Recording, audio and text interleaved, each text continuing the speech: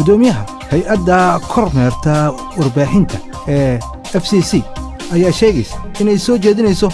in si xoog loo difaaco lana xaqiiqsado mabda'a ah in loo siman yahay internetka la meel mariyo mabda'an ayaa ah mid sheegaya in dhammaan macluumaadyada fariin bog ama video in loo tixgeliyo inay siman yihiin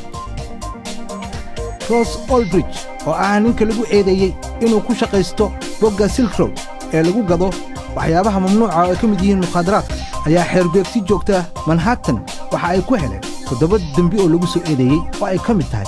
lacag la nadiifinayo daroogo iyo mu'aamarado xeeryaalayaasha ayaa sheegaya in ninkaasi uu ka helay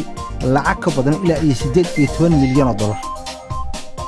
shirkadda Alibaba ee dalka Shiinaha ee dharka iibisa ayaa tijaabinaysa in dadka diyaarad aan duuliye lahayn alaabtooda guryaha loogu keeno tijaabadan ayaa waxa ay soconaysaa 3 maalmood waxayna ku xadidan tahay oo kaliya box caleenta shaaha taasoo la geyn doono deegaanada ay ka mid tahay Beijing, Shanghai iyo Guangzhou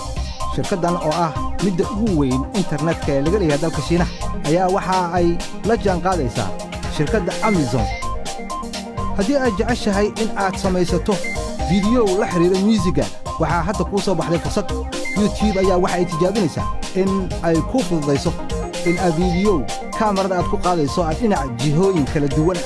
aad sawir ka qaadi karto adigoo videogaaga uu soconayo mustaqbalka waxaad heli doontaa fursad taa la mid ah